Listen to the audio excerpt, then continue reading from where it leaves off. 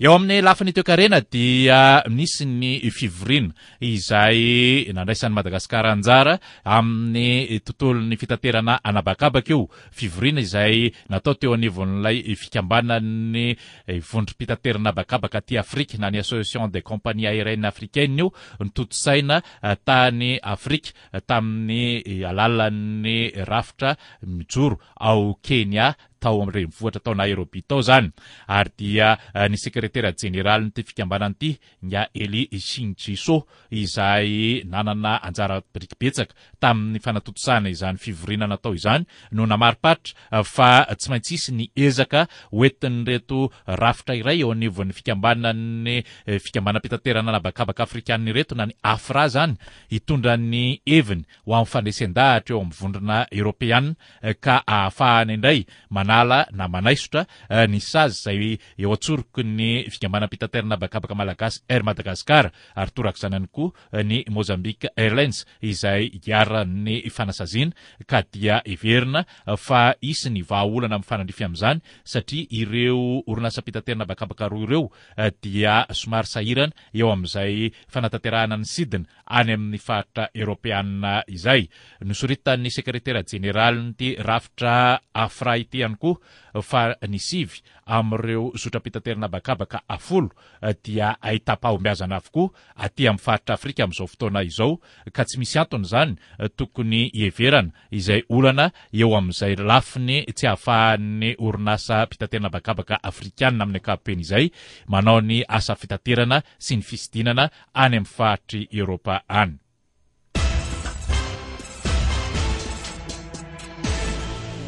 Eo amin'ny tontolon'ny fiainana andavanandro kosa amin'ny fiarovana ny tontolo iainana sy ny fampiroboroboana ny sehatry ny angovo dia fantatro zao fa ny alarobia lasa teo no nisiny seminaire iray izay nitotosaina teny amin'ny foibe misy ny antsoina hoe amphithéâtre Lacroix eo anivon'ny ministeran'ny arenakibon'tany eny Ampandrianombeny. Izany seminaire izany dia nandiniana indrindra ny olana izay hita soritra fa hosedrain'ny firenena maro raha ny ety Afrika manokana amin'izao taonjato fa 2020 zao eo amin'izay tontolon'ny famatsiana ny lafiny angovo izay. Isedra olana ho amin'ny tsy fahampiana antsoina hoe pénurie sy ny amin'ny tsy fahafahana misitraka ny angovo na ny accessibilité eo amin'izay lafiny antsoina hoe énergie izay. Io no nodiniana nandritra ity tontolon'ny antsoina hoe séminaire ity tamin'ny andron'ny 20 volana Jolay io, ary dia tafiditra tao anatin'izany ny fandiniana indrindra ireo vahaolana tsy maintsy irosona indrindra ho amin'ny firenena andalam-pandrosoana tahaka ny Madagasikara. Noho izany dia efa jerena akaiky ny ho vokadratsiny ho faharitran'ny tahiry eo amin'ny lafiny solika izany na ny stock de pétrole sy izay mety ho fiakarana eo amin'izay lafiny fitrandrahana ny entona fandrehitra na ny gaz io, ary ambonin'ireo moa dia tsy maintsy isy ny fanapahan-kevitra ho raisina eo amin'ny fiheverana ny tokony hikatsahana ireo antsoina hoe angovo azo avaozana na ny énergie renouvelable araka ny voambolana fampiasa matetika, na izany ny angovo azo avy amin'ny herin'ny masoandro énergie solaire, na izany ny angovo azo avy amin'ny herin'ny rivotra na ny énergie éolienne, na ihany koa ny angovo izay ho tazana avy amin'ny fampiasana ireo akora nukleary na ny énergie nucléaire. Ireo rehetra ireo no isan'ny voaboasana sy notrandrahana nandritra izany antsoina hoe séminaire izany ka nandraisan'ireo tompon'andraikitra maro aty amin'ny faritra Afrika anjara izay miarady ao anatin'ilay accord régional africain izany izay miara-miasa amin'ny tontolon'ny fikarohana sy ny fampandrosoana ary ny fanofanana mifototra amin'ny tontolon'ny siansa sy ny teknolojia nucléaire izay ananan'ny Madagasikara anjara birikibe indrindra amin'izao vanim-potoana izao. Fanentanana ny rehetra ireo firenena mpiarady ao anatin'ity rafitra ity zany, fanentanana ny rehetra ho amin'ny fikatsahana sahady ny fomba ampiroboroboana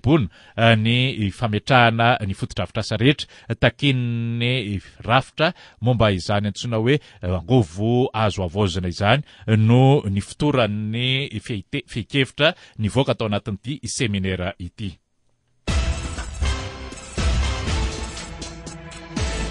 Efa miresaka izay atrika izay ihany sika tamin'ity androany ity ihany koa no nanomboka ary farana ny tolakandro ihany moa ny atrikasa izay andraisan'ireo tompon'andraikitra isan-tsokajiny eo anivon'ny fanjakana sy ireo orinasa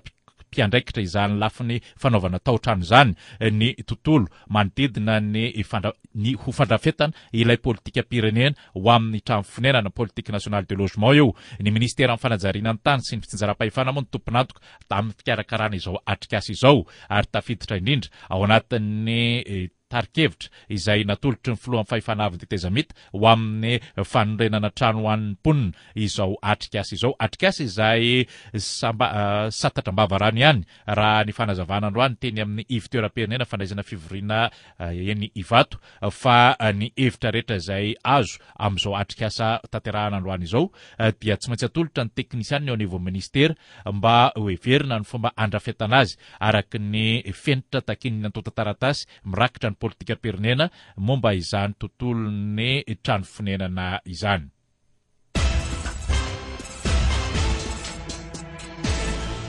Efa miresaka izay tontolony trano fonenana sy ny fiarahamonina ankapobeny izay antsika fantatr'izao fa dia misy ny fanapahan-kevitra niraisiny avy eo amin'ny fiadinan'ny tanàna Antananarivo fa vavahady vy no asolo ilay tamboho izay napetraka tetsy amin'ny faritry ny Cité du Jardin tetsy Mahamasina vavahady vy izay ahafahana indrindra ifamezivezen'ireo mila izany eo anatin'io faritry ny toeram-ponenana Cité du Jardin io ny fanazavana nentin'ny talen'ny kabinetra eo anivon'ny fiadinan'ny tanàna Antananarivo ny commissaire Alexandre Biarso no nanamariany fa dia anjaran'ny commune Antananarivo ny mandray ireo fepetra tokony hitandrona ny fandriampahalemana sy ny filamenana ankapobeny ao anatin'izany ka ny fitakiana sy ny etaetam-ponina ao anatin'ity antsoina hoe Cité du Jardin ity no tsy maintsy fitorana eo anivon'izany tsy midika velively zany hoy ny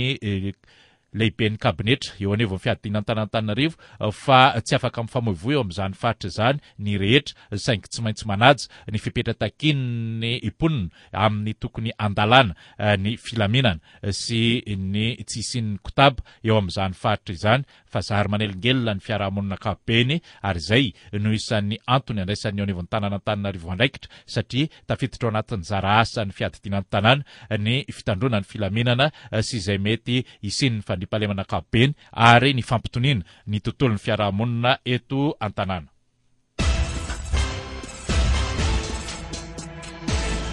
Eo amin'izay tontolony fiarahamonina an-tanan-dehibe izay ihany dia ny lafin'ny fitaterana kosa no idirantsika amin'izao fotoana izao raha ny fomba amam-panao isan-taona eo amin'izay tontolony fitaterana izay dia ny faran'ny volana Jona no tokony ho vita avokoa ny fandoavan'ireo mpahandrara eo amin'ny lafin'ny fitaterana amin'ny alalan'ny taxi be zany ny fandoavan'izy ireo ny etra eny anivon'ny sampan-draharaha misahana izany noho ny fanavaozana nefa ireo antota taratasy rehetra ho amin'ny fahazahoana arana vaovao amin'ilay antsoina hoe identification fiscale na ny NIF io dia nanapa-kevitra ny tompon'andraikitra misahana izany fandraisana ny etra izany ho amin'ny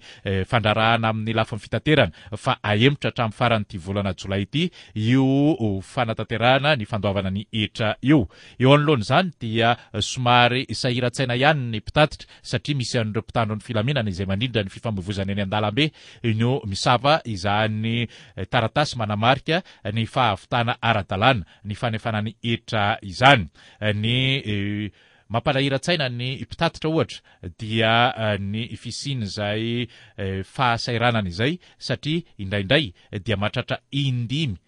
ao anatin'ny vanim-potoana iray eo anelanelan'ny amin'ny fito maraina ka hatramin'ny 10 ora sasany eo indimy no voasavany fiara fitaterana iray na ny taxi be amina antota taratasy iray tahaka izay antsoina hoe patente na ny fanamarinana ny nahavitana nandoha izay etra izay. Misy ihany koa ny fitarainana ho andro zareo mpitatitra ankehitriny fa somary midangana loatra ny saran'izany patente izany satria mahatratratra any amin'ny 3 hetsy ariary no efaina nefa ny zava-misy dia somary mampanahirana ihany fa ambivitra dia ambivitra ny vola miditra ho an'ny mpitatitra amin'izao fahaseranana mianjady amin'ny fiarahamonina sy ny vahoaka ankapobeny izao. Ara-tarehimarika fotsiny dia mahatratratra any amin'ny 5,7 alina ariary ka hatramin'ny 5,4 alina ariary io no vola mety ho tafiditra ho hoan'ny mpitatitra iray nefa ny saran'ireo antsoina hoe charge fixe dia manodidina ny 3 alina ariary ka hatramin'ny 4 alina ariary isan'andro izany hoe raha jerena zany dia eo amin'ny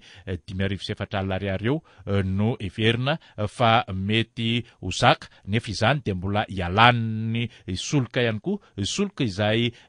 miankina amin'ny fotoana sy ny faharetan'ny fivezivezena eo anivon'ilay zotra-pitaterana satria indraindray mavita course maromaro indraindray vitsivitsy ihany izany rehetrarehetra zany no fanazavana hoentin'zareo anivon'ny fitaterana mba ho jerena akaiky ka raha tratra dia mba misy ny famindrapo eo amin'izay fanefana na ny sarany etra zay aloha amin'ny alalan'ny tony antsoina hoe patente ho an'ireo mpahandra rahamatianina amin'ny tony lafin'ny fitaterana itony raha ny fanazavana izy ireo ihany.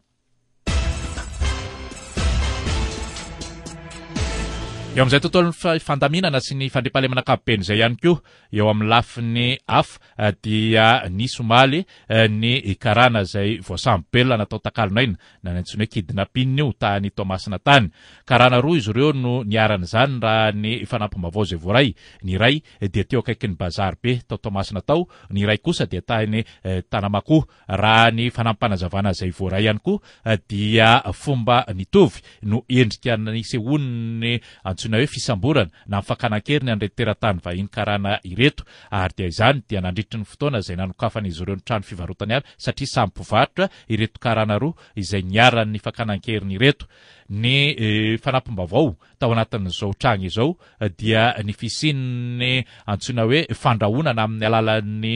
fitaovam-piadiana mahery vaika mihitsy ary enjana dia enjana ny fisintonana na ny fampidirana tao anaty fiara tsy mataho-dalana 4x4 an'ireto olona natao sambobelona ireto ary izany rehetrarehetra izany dia somary mampametra-panontaniana ny tompon'andraikitra eny anivon'ny filaminam-bahoaka ihany satria indraindray dia misy ny fanaovana ambany maso tsy hita izany tranga izany satria raha ny fanampim-baovaovan'ny Toamasina dia tsy lavitra ny nitrangany ity fakanan-keriny teo akaikin'ny bazary be tao Toamasina ity no misy mpitandron'ny filaminana teo amin'ny manodidina teo.